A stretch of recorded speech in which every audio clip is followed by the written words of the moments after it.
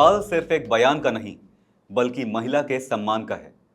जब सियासत की भाषा मर्यादा लांघने लगे, जब किसी महिला को लेकर सार्वजनिक मंच से की गई टिप्पणी पर पूरा राजनीतिक माहौल गर्म हो जाए, तो मामला सिर्फ राजनीति का नहीं रह जाता, बल्कि समाज की सोच का भी बन जाता है। तमिलनाडु में एक अशोभनीय बयान के विरोध, एफआईआर, राष्ट्रीय महिला आयोग में शिकायत और अब पुलिस हिरासत तक की नौबत आ गई है। आखिर क्या है पूरा विवाद और क्यों इस मामले ने पूरे देश का ध्यान अपनी ओर खींच लिया है, जानेंगे इस रिपोर्ट में। नमस्कार, आप देख रहे हैं आपका अपना न्यूज चैनल सत्य सर्वोच्च न्यूज और मैं हूं सोम।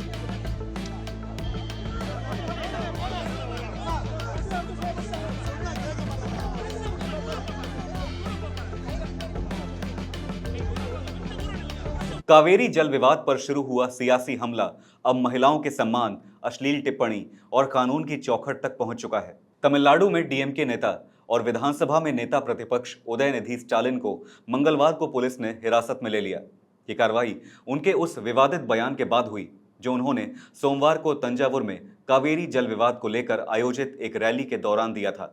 सोमवार को तंजावुर में कावेरी जल विवाद को लेकर आयोजित विरोध प्रदर्शन को संबोधित करते हुए उदयनिधि स्टालिन ने मुख्यमंत्री जोसेफ विजय पर निशाना साधा।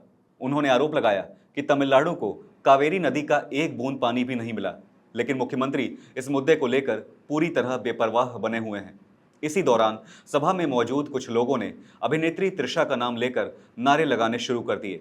भीड़ की आवाज सुनकर उदयनिधि स्टालिन कुछ पल के लिए रुके और फिर तंज से मुस्कुराते हुए कथित तौर पर दोहरे अर्थ वाली ऐसी आपत्तिजनक और अश्लील टिप्पणी कर दी जिसे अभी दोहराना सभ्यता के दायरे में नहीं आएगा। इसी टिप्पणी को लेकर राजनीतिक विवाद खड़ा हो गया। हालांकि इसके तुरंत बाद उन्होंने ये भी जोड़ा कि उनका इशारा कावेरी के पानी की ओर था। उनके इस बयान ने राजनीतिक गलियारों में तीखी प्रतिक्रिया पैदा कर दी और देखते ही देखते ये मामला बड़े विवाद में बदल गया। इस बयान को लेकर तमिलिगा वेत्री कज़गम यानी टीवीके ने तंजावुर पुलिस में शिकायत दर्ज कराई। शिकायत के आधार पर पुलिस ने उदयनिधि स्टालिन के खिलाफ एफआईआर दर्ज की। उन पर विभिन्न धाराओं के तहत मामला दर्ज किया गया है, जिनमें महिलाओं के उत्पीड़न से जुड़े प्रावधान, सूचना प्रौद्योगिकी अधिनियम और लोगों में वैमनस्य फैलाने से संबंधित आरोप शामिल हैं।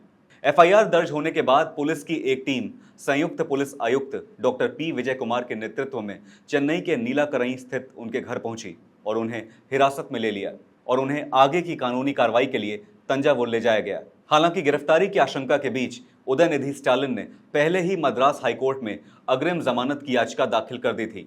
मामले की तत्काल सुनवाई पर सहमति देते हुए अदालत ने पुलिस से कहा कि याचिका पर सुनवाई होने तक जल्दबाजी में कोई कठोर कदम न उठाया जाए। बहरहाल हिरासत में लिए जाने के दौरान उदयनिधि स्टालिन मुस्कुराते हुए नजर आए। पत्रकारों से बातचीत में उन्होंने कहा कि उन्होंने कुछ भी गलत नहीं कहा है। उन्होंने इस पूरे मामले को फर्जी केस बताया और कहा कि वो कानूनी लड़ाई लड़ेंगे। साथ ही उन्होंने आरोप लगाया कि टीवीके सरकार सत्ता में आने के बाद लगातार डीएमके नेताओं पर झूठे मुकदमे दर्ज कर रही है और राजनीतिक प्रतिशोध की राजनीति कर रही है। पार्टी नेता टीकेएस एलंगोवन ने कहा कि उदयनिधि स्टालिन ने किसी महिला का नाम नहीं लिया और उनका भाषण मुख्यमंत्री विजय की नीतियों की आलोचना तक सीमित था। वहीं टीवीके ने इस दावे को सिरे से खारिज कर दिया। पार्टी नेताओं का कहना है कि यह कार्रवाई मुख्यमंत्री की आलोचना के लिए नहीं, बल्कि एक महिला के प्रति अपमानजनक और अशोभनीय टिप्पणी के कारण की गई है। टीवीके ने राष्ट्रीय महिला आयोग से भी शिकायत की है। शिकायत में आरोप लगाया गया है कि उदयनिधि स्टालिन की टिप्पणी अश्लील, महिलाओं की ऑब्जेक्टिफिकेशन वाली और यौन संकेतों से भरी थी। टीवीके ने राष्ट्रीय महिला आयोग से कानूनी कार्रवाई, उदयनिधि स्टालिन की बिना शर्त सार्वजनिक माफी और आयोग से मामले में हस्तक्षेप की मांग की है। शिकायत में यह भी कहा गया है कि सार्वजनिक मंच से इस तरह की भाषा महिलाओं के प्रति अभद्र व्यवहार को सामान्य बनाने का काम करती है। इस विवाद में भारतीय जनता पार्टी भी खुलकर सामने आई है। तमिलनाडु बीजेपी ने उदयनिधि स्टालिन के बयान को अश्लील, शर्मनाक और महिलाओं का अपमान बताया। बीजेपी ने उदयनिधि स्टालिन के खिलाफ कड़ी कानूनी कार्रवाई और गिरफ्तारी की मांग भी की। फिलहाल मामला अदालत और जांच एजेंसियों के सामने है। अब सबकी नजर इस पर है कि कानूनी प्रक्रिया किस दिशा में आगे बढ़ती है और तमिलनाडु की राजनीति में इस विवाद का क्या असर देखने को मिलता है। आपके इस विषय पर क्या विचार हैं, हमें ज़रूर बताइएगा। फिलहाल इस खबर पर इतना ही।